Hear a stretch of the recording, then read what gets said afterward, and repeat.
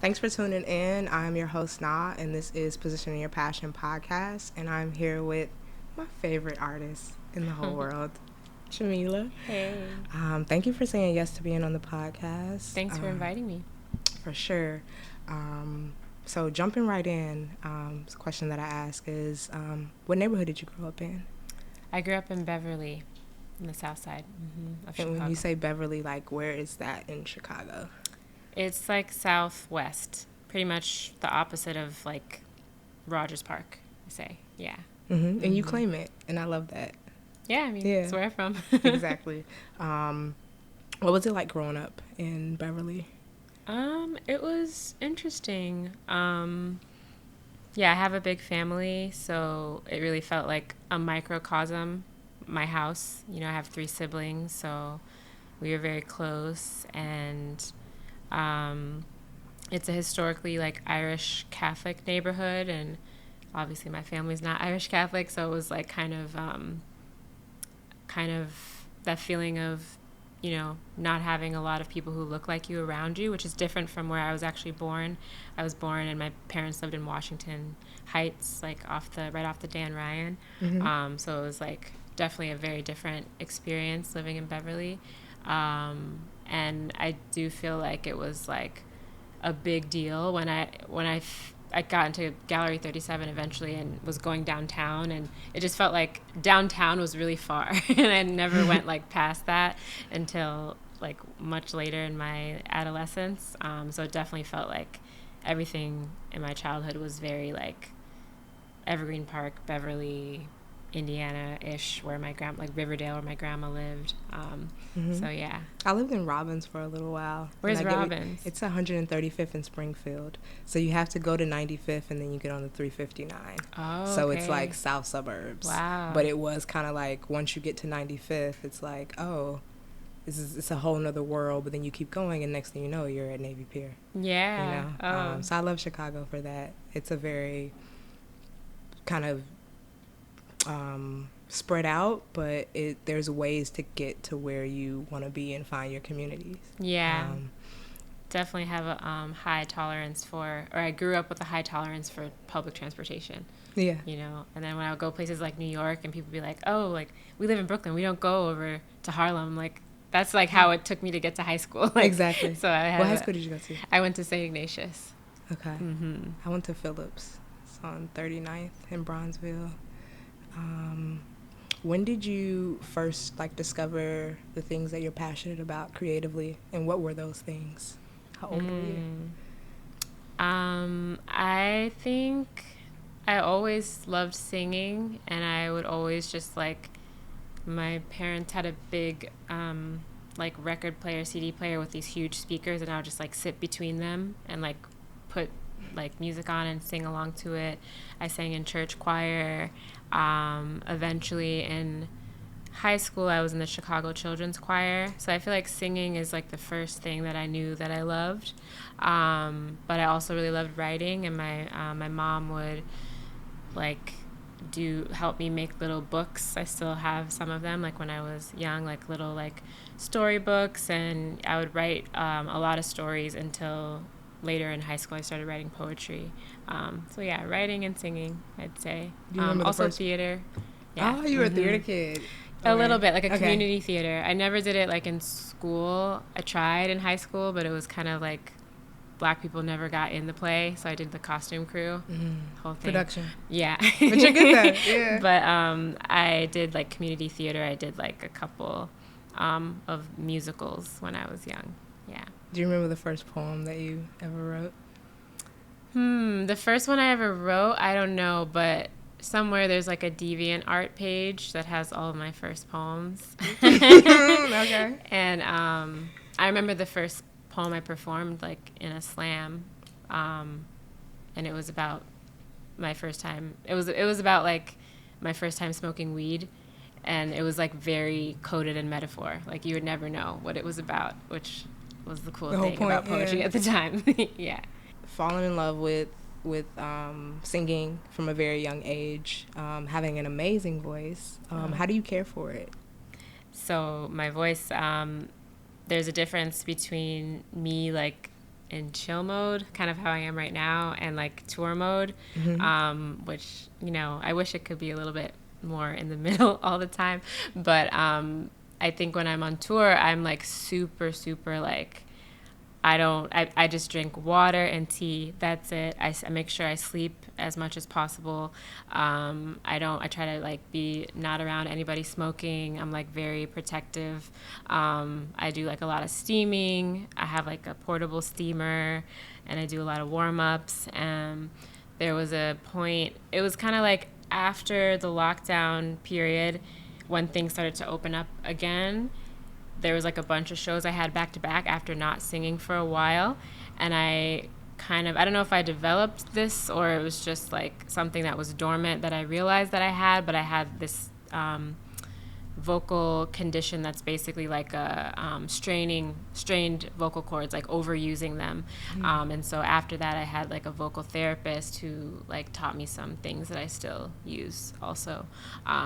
But that it doesn't always bother me. So it's like, but I have those in my toolkit if I ever need it. Yeah. Do you work with any like vocal coach or? I have. I used to work with this person named Amitria Doc, who's amazing, and she's worked with like Janelle Monáe and Kem, who I love, and she's really amazing. She's based in Atlanta, so yeah, she was the first vocal teacher I ever worked with, like in my kind of like since putting out Heaven. Yeah. Okay. Well, yeah. So, your singing voice, but then also just your voice as a writer, as an artist. In what ways has your voice, you would say, grown over the years, and what things and people would you attribute to that growth? That's a good question. I know that being in choir, well, I also had first a vocal teacher in like who was from my church. He was like the organ player in my church, and he gave me my first vocal lessons. And I remember my mom noticing, you know, because I would sing just around my house. My mom was like, "You're sounding good," like after working with him a little bit. So definitely that was a really great foundation. And then the Chicago Children's Choir, now it's called Voice of Chicago, but it's like a super professional choir, and they really treat you like you're adults, you know, no matter what age you are. So that was a really cool experience of like just kind of being expected to be excellent and take care of your voice and, you know, perform. So that was really impactful, and learning how to read music. That was really cool. I don't think I really retained it, but it was a good experience to learn. And then I think just doing it, just like I had a band called Milo and Otis for several years when I first moved back to Chicago after college. And so that was great practice, just like recording in a studio for the first time, which I feel always a lot, like that's very easily comfortable to me, is like to record in a studio.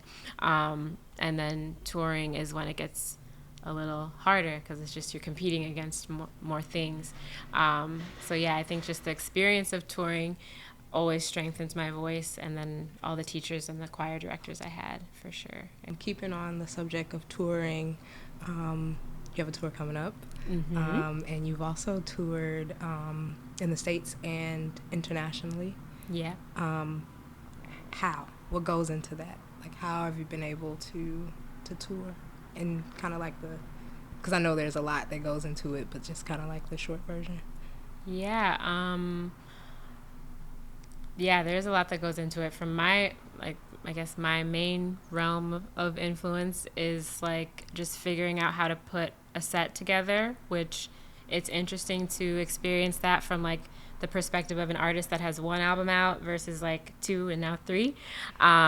Because yeah, I'm always, when I go to shows, I'm always like, like how do they decide if they have like 7 albums? How do they decide like what they're going to leave out? And so I think it's usually for me feeling like, I guess I have a kind of narrative mind. Like if I'm putting together a poetry book or an album, I feel like I'm always just trying to make a story, make a journey happen. So I think the first part is like figuring out what that arc is, like what the show story is going to is. guide people through. And then working with my musical director, who's in this case Ami, who's amazing, to build the music for that. And then like wardrobe, thinking of how things are going to look, what I vision for the lighting. And then also like our experience. I do think about like our experience as a band, like what kind of team meetings are we going to have? How are we going to like care for ourselves on the road? What is my personal routine going to be to like take care of my voice and my fitness and all of that? You play with a lot of great musicians, and so I'm always curious, how does that work? Do you have like primary and secondary band? How does the scheduling work? And how have you been able to kind of, I guess, meet and connect with all these amazing people? You mentioned Ami, she's your music director and also a pianist. Yeah. But yeah, talk about everyone else. Yeah, I play with Ami and Justin Canavan, who plays guitar, and Matthew Skills, who plays bass, and DJ Abernathy, who plays drums. And I've had a cycle of bands. It's like a few people, one person will cycle out, one person will cycle in, but I think Justin has been with me. Justin and Matthew have been with me the longest, I think, at this point. Matthew actually played my first ever show with me, or like one of my first shows we played together. I think it's important to me that it feels like a unit. So I wouldn't say I have like a secondary band, but I think all those musicians have subs that they would recommend me to, like if I needed. But I love the feeling when, especially like midway through the tour, definitely by the end of the tour, where it's like, we're locked in. And this feels really second nature. It's the best feeling. Yeah. And you have, I think like very early in your career, made it a point to perform with a band. And so that's something that is also extra cost, extra things to consider. Can you talk about kind of why that has been your decision and kind of where you maybe feel like your performance has benefited from live? Yeah, I think it's kind of a thing about me, whether I'm making videos or going on tour. It's like, if I'm like, oh, what's more expensive or what's like going to make the show better, I'm mostly just thinking about what's going to make the show better. And then I let other people, like my manager, be like, okay, like this is the limitation.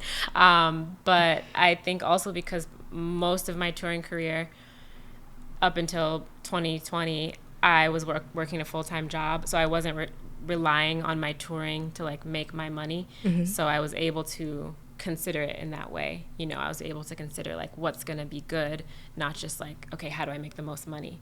And I think it's more fun also to play with the band. The moments for random things, or I've played with the DJ or just like I don't enjoy it. So I'm like, I also think it's just more fun. Yeah, it is.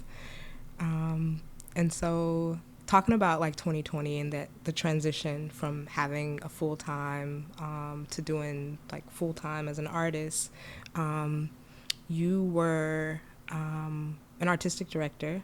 Can you talk about why that decision then, and then do you miss it? Yeah, I think the decision really came from, I had put out my album like May 2019, and I toured, and then I was still working full time at Young Chicago Authors, and I was just like, I feel like it would be nice not to split my energy in so many places, and to see what would happen if I could have full availability to tour or go do sessions in a different city or whatever. And I knew I was going to be touring early 2020, like February, March 2020, opening for Raphael Sadiq. So I was like, that'll be great. And then I'll just like keep going. Yeah. But little did I know that Nope. that was like the last tour. And so then I was like, YCA, do you have anything else for me to do? Because now we're in the house. Bomb squad. But yeah, so then I did some virtual teaching. But I really do enjoy, and I found myself envying friends of mine who would just be like, oh yeah, I'm just like waking up and journaling and going about my day. I was like, I want days like that. You know, I want to just feel like more free and more like making my own schedule. So it was really just coming from that place. And I do miss like just interacting with that age group, like just, you know, I don't know, 16 to 25 or whatever, like 14. It's like the best. It's the best feeling. But I feel like I keep in touch with people who were mentees of mine, which feels really nice. And I feel like it's not the end, you know, it's like, it's just going to be a different context the next time I get to do teaching. And it's also like, now I'm like, it used to be like when I would go into colleges, I'm like, oh my gosh, I'm like, I'm not that much older than them. But now I'm like, oh, these are little babies. So now it's like, you know, there's more opportunities to teach different levels or in different spaces. So, yeah, I'm sure it'll come back around. Yeah. Exactly. What advice would you give to someone who is kind of in that place of maybe whether it's battling between like the full-time day job or just working in service of like helping other artists versus kind of putting that energy towards their own practice?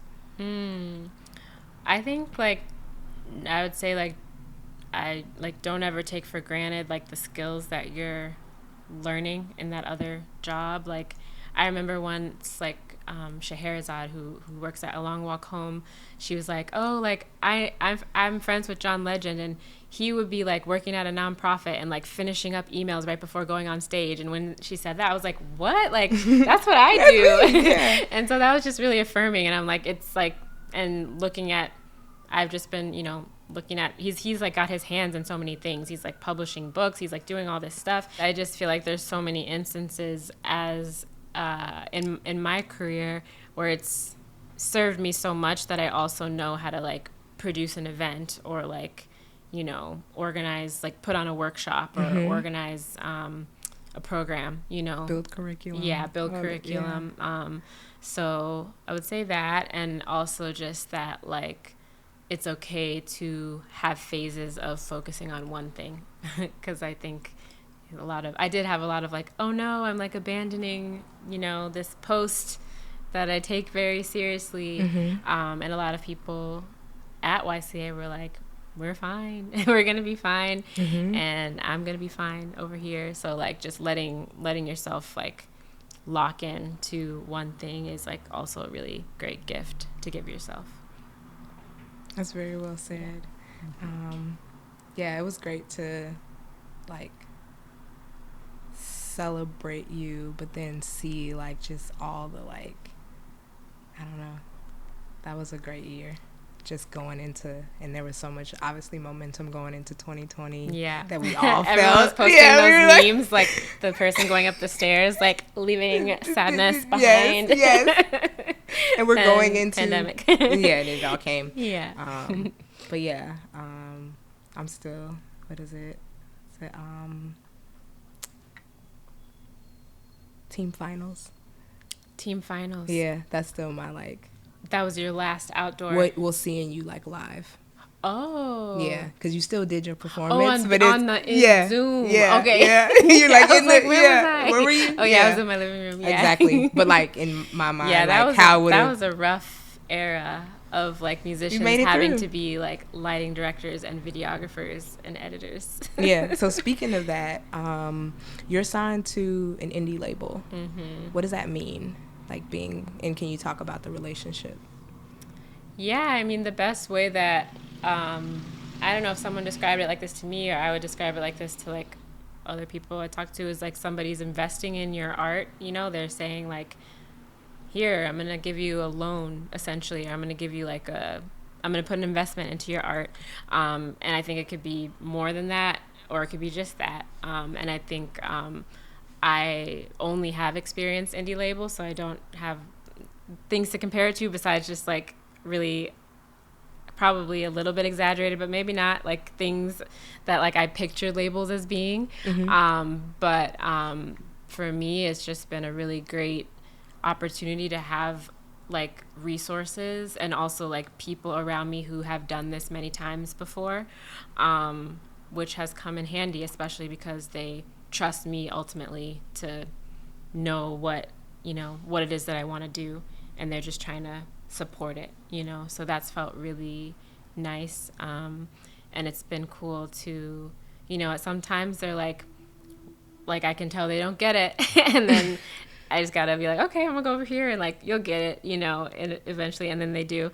And sometimes they like totally have gotten it and they're like, and what about this, and what about this, and I'm like, whoa, yeah, I wouldn't have thought of that on my own. So it's like, it's a very for me it's been a very positive experience, and it's also, yeah, definitely given me, because originally my first label I was on was a Chicago label, and it was during the time when everyone was like, I was like, yeah, music should be free.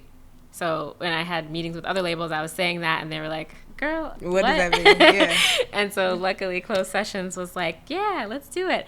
And then eventually connecting with Jaguar, who were like, this was great, and we want more people to hear it. And I was thinking like, free music means everyone can hear it. And they were basically saying like, there's also like this mass, like this like distribution element to it. It's not just about it being free, but like, is it being put in front of people? And so that was cool to experience both of those with my first album. Nice. Yeah. And so for your, I guess, the things that are the benefits or maybe the challenges, what would you say to your situation, your independent label situation? Yeah, I think the benefits are like having those resources and having like the expertise of people who work in the industry. Also like being on a network of, there's other artists who I can reach out to and like be connected with. And I think challenges is, it's a good thing too, but just like having due dates or having like structures, like assignments, things that I'm contracted to do. On the one hand, it's helpful because it's good structure. But on the other hand, it's like, it's always a process of tricking myself into feeling like I don't have a due date or I don't have pressure in order to make. So I find it challenging sometimes knowing that I have to do something. Because it's just like school kind of vibes. Like, and you're like naturally rebellious. Not rebellious, but like I was like a really like I was kind of a diligent student, so it puts a lot of pressure on me. And so it's like that, like trying to. Me and my manager talk about it a lot of like, just lowering the stakes and just like doing one thing at a time and not thinking about like needing to turn in the paper or whatever it is, but just letting the art, because art isn't, you can't put like a timeline on it really. You can try, but this whole project, my last album, has taught me like you really can't. You just have to surrender to like the creative process. So and my manager kept being like, ultimately like this is your album, so we're giving you deadlines, but like it's on your time. Essentially. So that was helpful. Yeah, and probably a perk to being on an indie label versus probably. Yeah, that's really cool. So, do you work with an accountant? How many people are a part of your like what is your team as you talk about? Yeah. How does Jamila Woods get it done? Yeah, I have a manager, Shua. He's great. Yes. I have business management. Like, it's like a company. They're based in LA. I have, when I go on tour, I have tour management, a tour manager. And I have a publishing deal. So I have, I work with my publisher. Is kind of like a great, they're based in LA too. And they're also really like, have a great network of artists, and that's actually how I met the co-executive producer for my album. Mxxd is like, we kind of got set up on a Zoom session during COVID by my publisher. So I'd say that's my main team. Okay. Yeah. And nice. My label. Okay. Nice. And so you just put out a project. Can you talk about like what went into like that process? Like how long did it take? What was the the pathway to start to finish. Yes. So in the interim period after,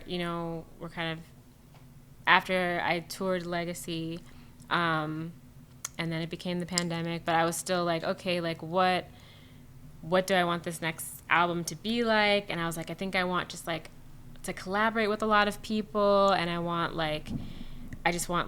I just had all these like more structural goals about it.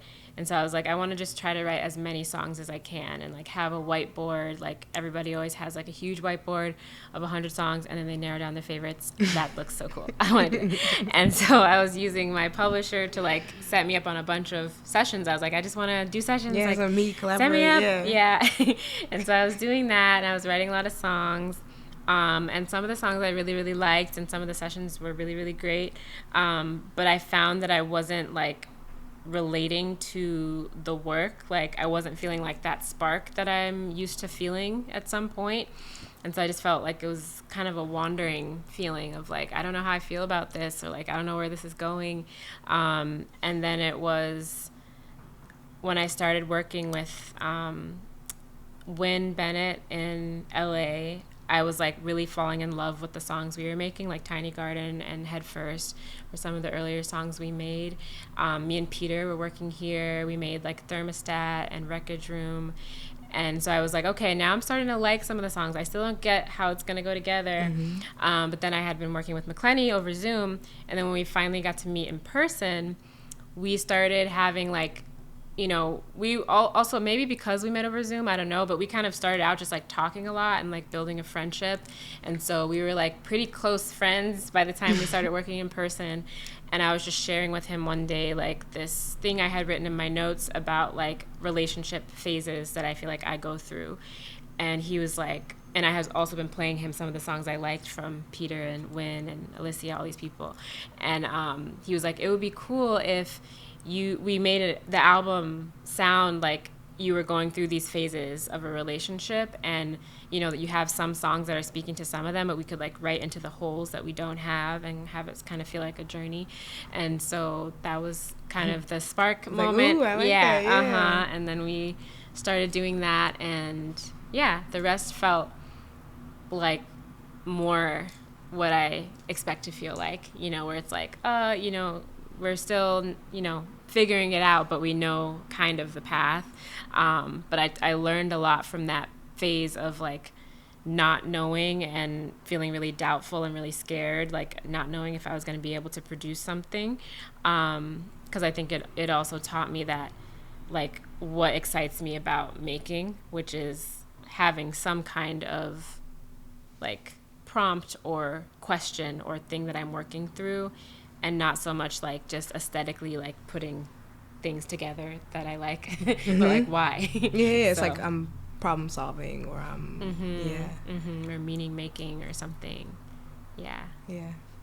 What advice would you give to an artist looking to figure through like signing a deal? I know you were saying that your experience have been in the indie space, so maybe just speak to that. Read your own contracts, even if you don't understand it. Like, just make sure you read it yourself, even if like a lawyer reads it through with you. I would say that's a big one, and just like thinking about time, because I know, and just thinking about how you work and time, because if you sign something that's like 3 projects, you don't know how long that could take versus if you sign something that's like 1 or even 2. So just thinking about time and, your worth, not your worth like inside, but like what, kind of what you're able to grow, how you're able to grow as you put out projects, like kind of signing something that allows room for that doesn't just lock you in at like the same thing for every project, but mm-hmm. gives you room to grow. And I'd say those are probably the biggest things. Mm-hmm. Read. Mm-hmm. I mean, I don't like it. Like I still am like, I force myself to read it, because So I'm like, oh, I trust Trod read it. No, Nah. I have to read it. Mm-hmm. Yeah. That makes sense. Mm-hmm. So you play guitar.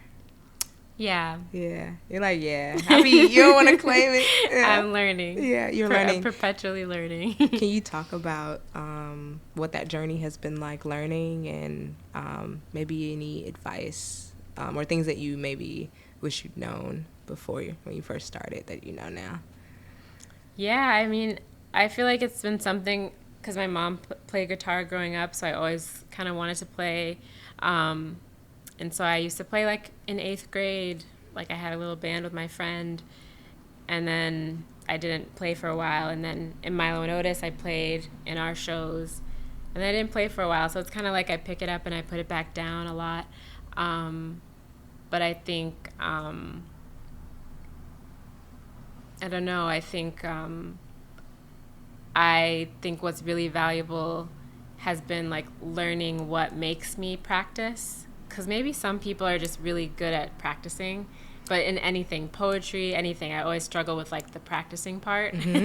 Unless it's like communal, like choir practice or something, like a band rehearsal. Because we're getting together. Yeah, It's a link up. Yeah, exactly. So maybe maybe that's a secret. It's like, can I practice with other people? But I think just figuring out what works for you to get you to be consistent in practicing, and also just.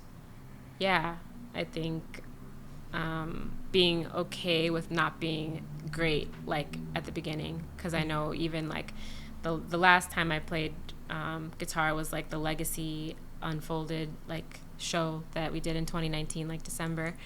And I learned, especially for that, but the show was only one night, so I could practice all I wanted, but I was only going to get to perform in front of people once, and that totally changes everything. It's just like bodies, like people watching you. Like I had rings on that like the wardrobe I hadn't practiced in the wardrobe, so the rings were like clanging against the stuff. They were like huge, so but it was still good, even though it wasn't perfect. So just being comfortable with that, Yeah. For what is it? Folks that are, I would say, transitioning from like poet to songwriter or songwriter to poet, are there any tips or are there any things that you've learned along the way, like writing for, I guess, the page versus writing for performance? I feel like singers who I know who are poets, it's like, I don't know, if you're a poet and you can sing, then I feel like you're a songwriter. Yeah. They're very symbiotic, or they feed each other so well. I think of it like, well, music feels like it gives you a structure, just in the sense of there's a certain time signature, there's a certain beats per bar, so it's like it gives a little bit more structure. That to me is like the main difference, and the ability of singing to stretch out a word, to like make it way more complex. Like I was just listening to Yeba this morning. I was like, she could sing one word and it's like becomes very magical. So I think that's something that songs allow space for. But other than that, I feel like if you have a sense of the weight of language, I think about Lucille Clifton as a poet and how every word holds so much weight. And those are my favorite kinds of songwriters, who just are really like image based and like really tell stories with their lyrics. So I think, that would be my advice. Like I like this Questlove quote that he always talks about, like artists who do multiple disciplines. There's a certain type of artist who will like be a filmmaker and then want to learn painting and then forget everything about filmmaking and be like, okay, now I'm going to immerse myself in painting. And then there's a different type of artist who will be like, okay, I'm going to take everything I learned about filmmaking and apply it to painting. And I feel like I'm definitely more of that second type. And so just like not worrying about what's what and just being like, well, you're good at this, just take that on over there and just do it over there in that room, in the room of poetry or the room of songwriting. Yeah. Do you self-record? Sometimes, not usually the final vocals, unless we were in the pandemic. I did I did record like Sula in my bedroom, but usually I'll do like demo vocals that way. Okay. But I like to be in the studio. Yeah. Right. For the I guess people that care, what do you use? Like, what are you recording into? What's your equipment? What is the name of these microphones? McClenny is really like, he's also an engineer and he's very good at like all the gear. So like a Neve 1073 was one of the I forget these words when I'm not like in the studio. I'm like so not like a technology person. But and the microphone that we used is very good. I can't remember the name of it. But yeah, I think it's really about finding what mics sound good on your voice though, because there's like a lot of mics that are like, oh, like the Neumann whatever, like this is really great mic, but does it sound good on your voice? Like, and there's a thing you can do, like a mic shootout they call it, probably better language, but like where you just set up a bunch of mics around your face and record, and then you can like compare them like and see like what it brings out of your voice. And I've done that a few times and just found favorites that way. Yeah, that's my gear. And I think my live mic is also really important to me. I bought my own mic. I have a Sennheiser E935. It's not that, it's a very affordable mic, but I just found that it sounds really good in my voice, and in the midst of the band and everything, my voice can cut through. And so yeah. And so the process for you is that like it just goes with you, and then when it's setting up, it's like, this is Jamila's mic, set it up. Yeah. That's so cool. Yeah. You're not afraid to reinvent yourself? I feel like your style is continuously shifting all the time. Can you talk about the transition from cutting your hair from Legacy, and then now you'd enjoy the lock game? So. Yes, these are amazing. Cutting my hair, I don't even remember what was going through my head at that time, but it's the second time I've had like short hair like that.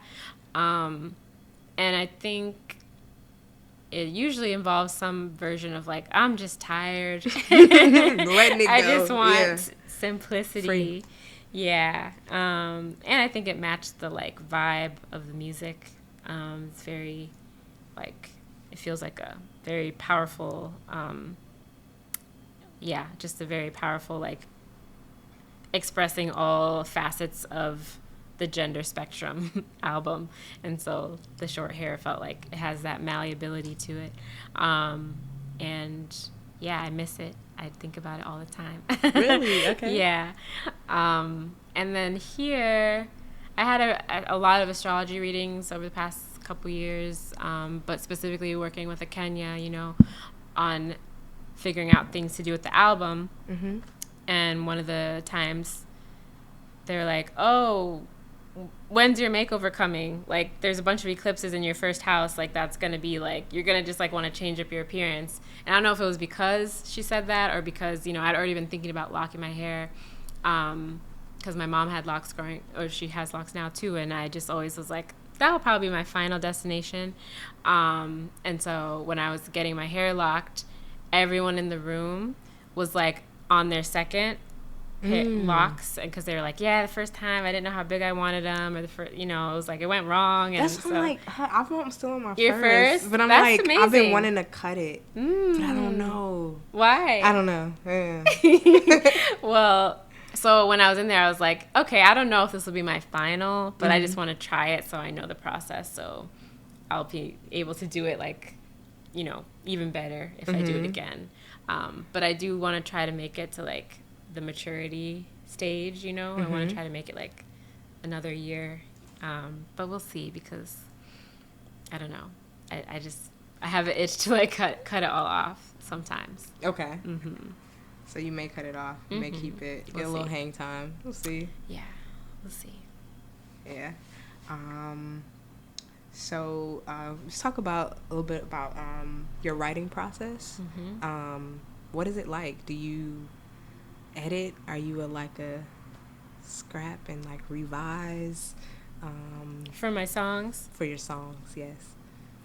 Yeah, I think I definitely edit. Yeah, I think it's usually a pretty easy process lyrically, if I'm like, like when I would be teaching poetry, I'd be like, that sounds like a first line draft. Like, what would be like the second draft version of that line? Like, if anything sticks out to me, like, that feels a little easy, then that's usually pretty clear, and I'll just always keep that in my mind as like, okay, I have to change that, you know? But more, I think the editing comes in around like the arranging and like the music, and, you know, seeing does the song flow dynamically. And I think this album was like the most detailed that we got into the kind of editing process, because McClenny's a Virgo, my Mercury's in Virgo. We like it to be just so. So we were really kind of meticulous. in the meticulous. That's the right word. So yeah, that's just a lot of going back. And once we had the order, which was very helpful, it helped show, okay, like if this song is going after this song, we need like a bridge, or we need, you know, this to feel like a cohesive switch. So maybe we need to change the whole tempo of this song to match the previous one, or maybe we need to have an interlude here, you know. So it's kind of like the order really helped make a map for where to edit. Okay. And then how do you, I guess, what's your measure, or how do you measure when it's ready? Because I know, like, for example, like there was a song, I think it was like maybe Giovanni or something. Like you were performing that for like a long time before it even was published. So I guess, what's that process like for you, and what advice would you give to maybe an artist that is like, I don't know if it's ready to put it out, you know? That's a good question. I love that form of editing, which is kind of like also a poetry thing. I think it's just like perform it a lot and then see how it goes, you know. And I think with Giovanni, because we performed a lot, when I finally was like recording it, I was like, okay, like I need Ami, you know, I need my drummer, I need them like to play what they've been playing live on it, which was really cool. So that does feel like a form of like live editing. And what was the other part of your question? Like the songwriter artist that's like... how do I know when it's how do I know when it's ready? Yeah. And ready to, I guess, be shared? Yeah. It feels like a really kind of intuitive thing for me, but I think it's important to remember, like, not to be too precious about things, because it's going to have a life beyond just that recording. It's going to be, could be a live version of it. There could be like, you know, how it sounds when you record it the next time. Like, I don't know, it's just like, it's always going to be this evolving piece. So almost thinking of like, this is a time capsule of what this song is in this moment, but it's not like the end of the life of the song. So yeah, not to be too precious about it, because you could keep tinkering at it forever. Or you could just let it go. Yeah. And let it become. Your work has brought you to so many places, within the States, outside of the States, but you still continue to live and work from Chicago. Why? I like living in Chicago. I love my apartment. Like, you love your apartment. My apartment's really nice. And my friend owns the building, so we have like a really cool little like co-op situation. And I just always feel like very grounded in Chicago. I feel like I know how to get everywhere. Everything makes sense. Everything is familiar.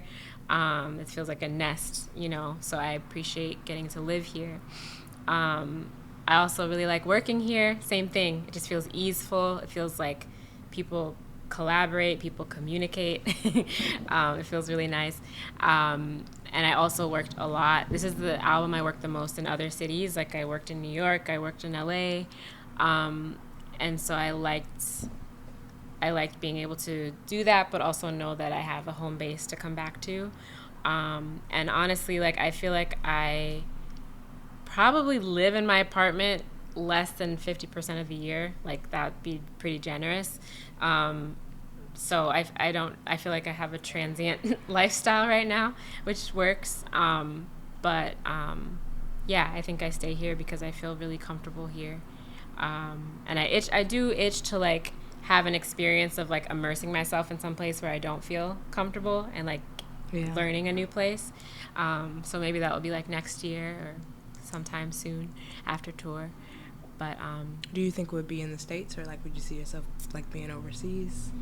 now I'm like, yeah, I need to get out of here. No. It may be.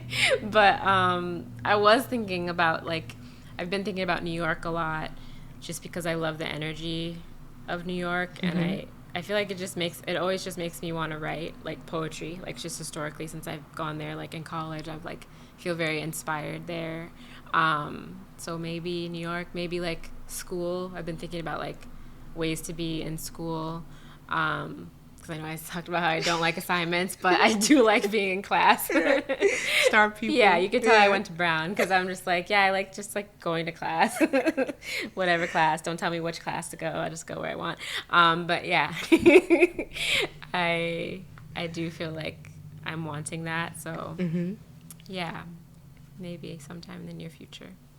That'd be cool. I know we've been sharing you with LA a little bit here and there. Yeah, I love LA, and I was thinking of moving there, but now I'm like, it's kind of better to visit. I don't drive. I think if I move, I need to be somewhere where I can like be mobile, get around. It's a different motion of life. Like you kind of, working with friends. I think that's something that I really admire about you, the way that you I don't know, you friend with friends, but you also work with friends, and there's this like really just like beautiful community. But can you talk about working with VAM and your visuals, and just like how does that come to be, and maybe even talk about the pricing, because your work is always so great, but I'm always like, that's a full production. Yeah, I love Vince and Jordan, VAM Studio.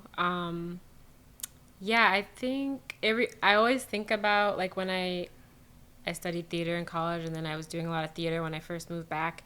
And there's this director named Chuck Smith. He's like amazing like Black director, very accomplished. And I was just interning, and he was like, these are my people.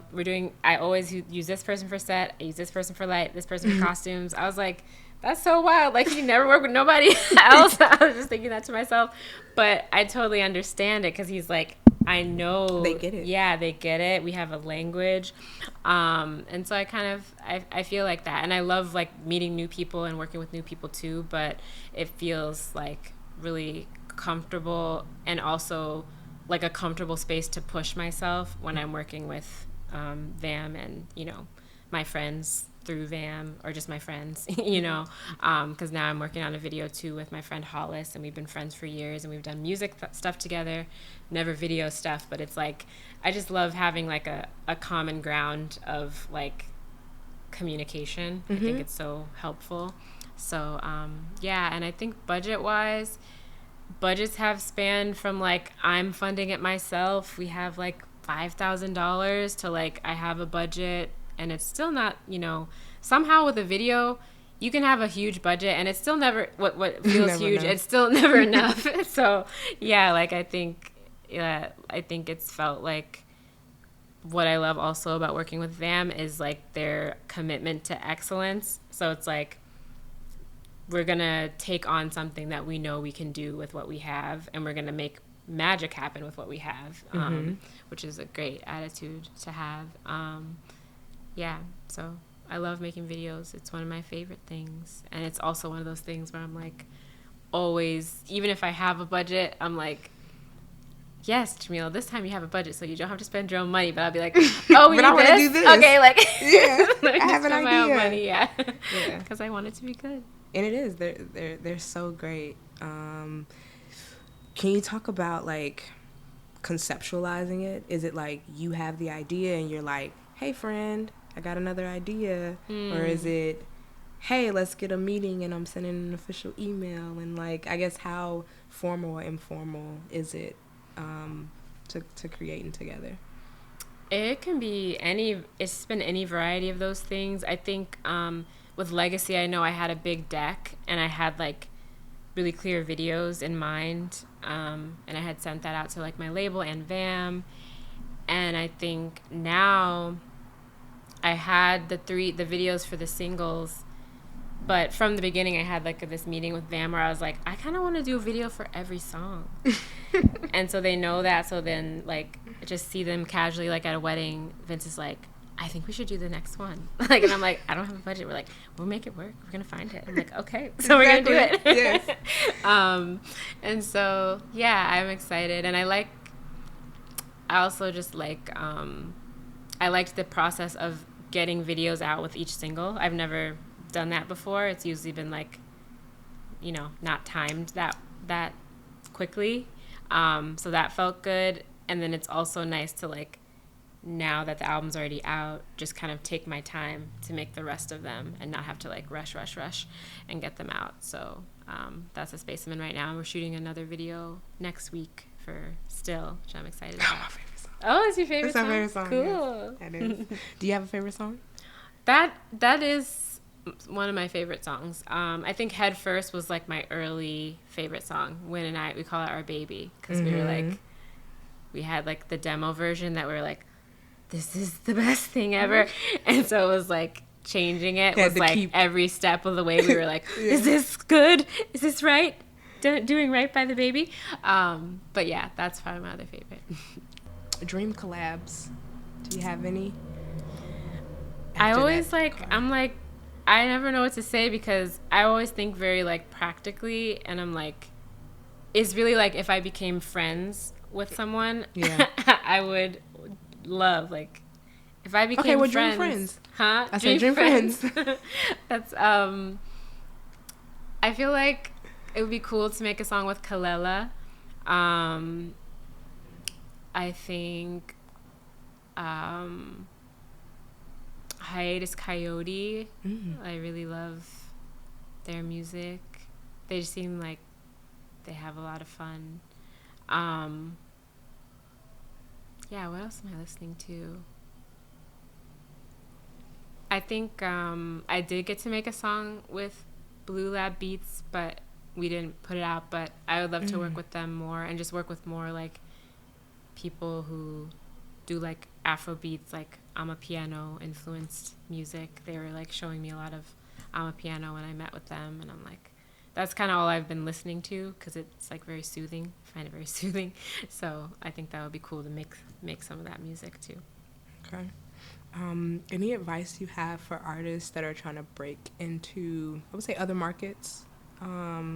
Like your label, like Jaguar, is not based in the States, right? Or it's like... They're actually based in Bloomington, Indiana. Okay. And they have other offices abroad and in other cities, but that's like their main... Yeah. But that's your, like, I guess, connection to being able to have your music and other... Yeah. But I guess for maybe folks that are not signed yet, are there any, like, I guess, grassroots ways or just advice for widening your audience?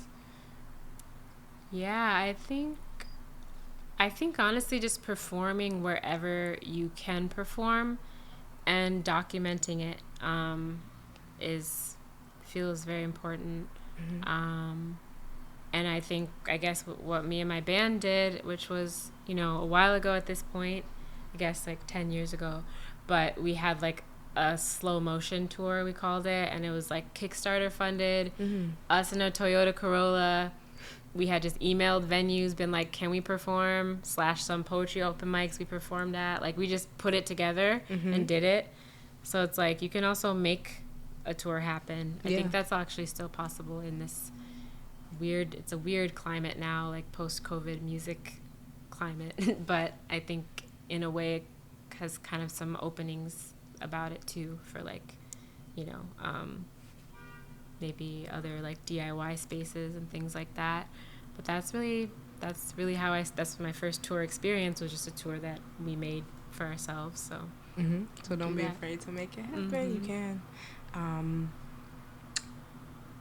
What are you learning about yourself through releasing this album?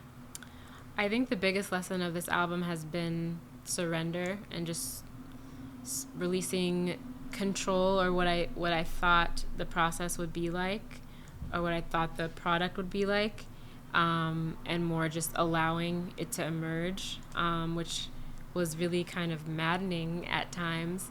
But I think it's been really rewarding because now there's like a sense of trust that I have in myself and in my work that feels super calm.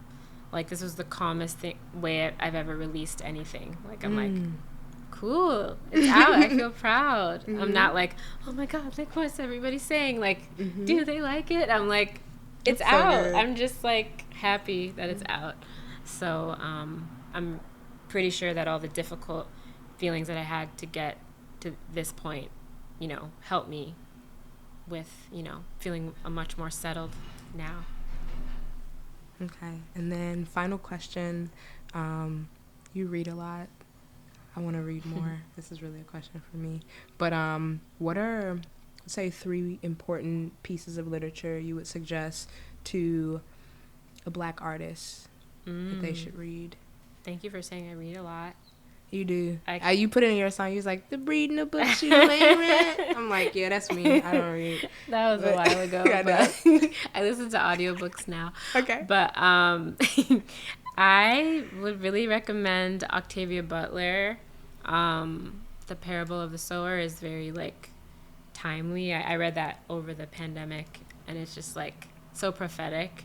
What else? I think Audre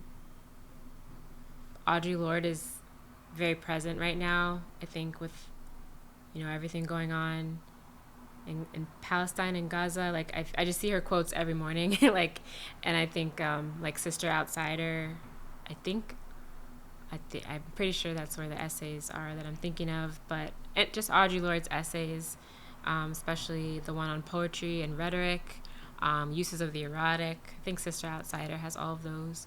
I think, what else? I know you asked me these questions in advance, but I forgot to think of my 3 books.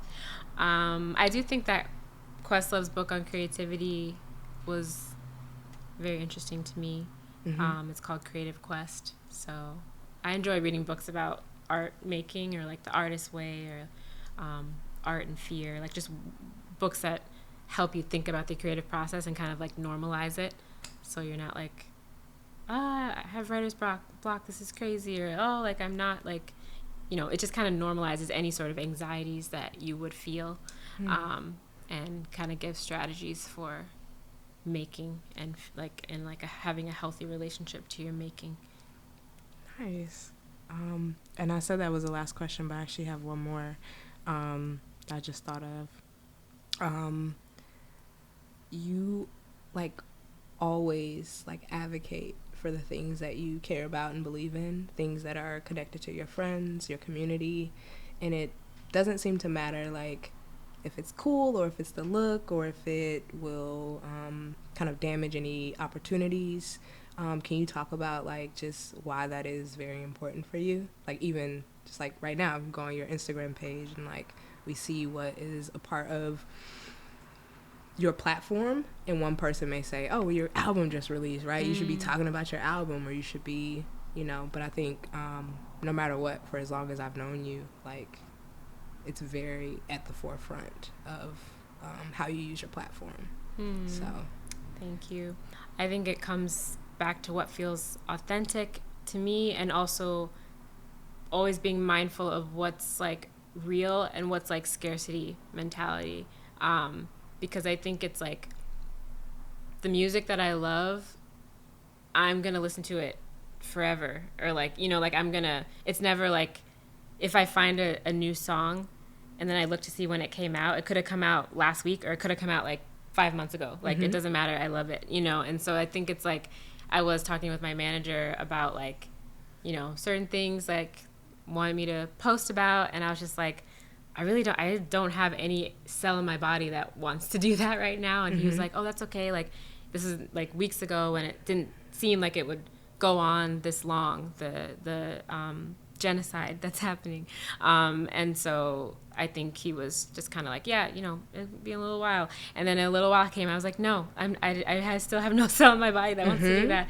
And he's like, it doesn't matter. Like, and I'm so happy like to work with people who like you know, are on the same page as me about that, because there's no rush, I feel, and it's kind of like a little bit of a trick, you know, that there has to be like a time limit on things. And I think it's much more important to me to figure out how to be what my work is, because I think a lot of what I've found this language recently to talk about my work, which it reminds me of like one of the first times I was in a school with my album, and I was singing Holy, and the kids were like, oh, how do you love yourself? Like, your song, it says like you woke up every morning loving yourself. I'm like, oh no, I wrote the song because that's what I want to feel like, you know. And I think that's how I write a lot, is like from a place of like aspiration and how I want to feel.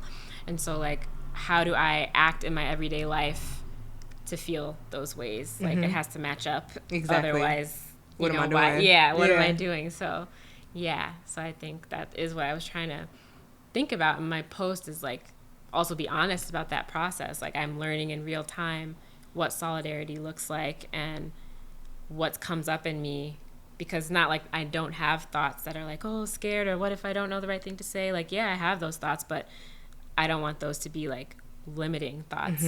I want to just hear them out and then still move on, move accordingly. Yeah.